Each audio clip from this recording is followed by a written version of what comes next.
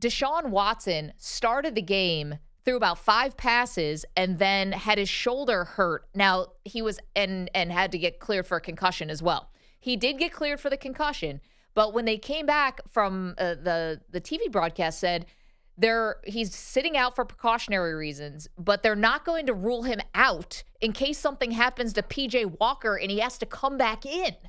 Like, that's got to be a little bit frustrating to hear if you're a Browns fan, because so far this trade has been terrible for you. I mean, Deshaun Watson has done absolutely zero. He's only played in 10 games. If he's available to go in, go in.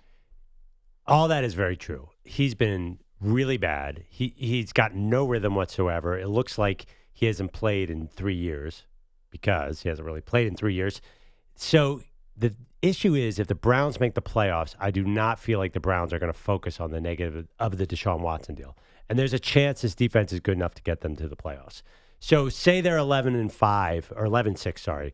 Do you think people are going to be like, oh, man, I'm so mad we traded for Deshaun Watson? That's not going to be the energy around this, even though he hasn't done anything. Okay, but there is no chance they're going to win a playoff game if he's playing like this, if he's playing this poorly. And to be honest, don't know if that's true, because Myles Garrett is a force right now. I know, but you're going to be going against much better quarterbacks than Gardner Minshew, who you needed everything just to beat him today. I mean, that's the other thing about Deshaun Watson.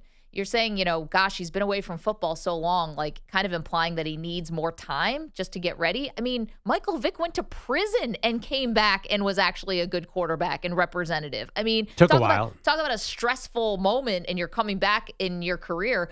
I mean, Deshaun Watson had stressful moments, obviously, with the allegations against him. I mean, at some point, you got to play again. At some point, you got to look good again. Yeah, Michael Vick, it took a couple years. People remember he was a bench player in Philly. So, I know, but they had to bring him back as a bench player. Deshaun's had the starting job ever since he came off suspension. How many games has he actually played? 10.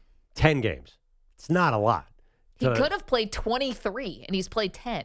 That's the other thing, too, about the best ability is availability. It's such a cliche, but, man, when you're paying that much for a guy. Well, okay. There's no debate about was he worth $230 million. We're not really going to do that. I think that falls into the Captain Obvious realm, that Deshaun Watson has not been worth $230 million. The question is, are we going to look at this at the end of the year as one of the all-time great, terrible signings? If they make the playoffs, that kind of takes the edge off that argument in my mind. Okay, were you trading 3 first-round picks and giving this guy all the money in the world to just make the playoffs, or were you doing that so you turn into a Super Bowl contender? This franchise has made the playoffs how many times? They've never had a quarterback like this. So they've made the playoffs once in 15 years. I think the bar is lower than you think. I don't think Browns fans are expecting a Super Bowl right now. I think they'd be thrilled to make the playoffs this year. But you got to think, Perloff, if they go to the playoffs and Watson plays like this and they're playing a high-stakes game, you think Browns fans are going to be okay with him putting up a 10 for 21 or 10 for 22 against an elite team? Of course not. But it'd be a lot worse if they were Russell Wilson and the Broncos and they were 3-13. Then I think Browns fans would be furious.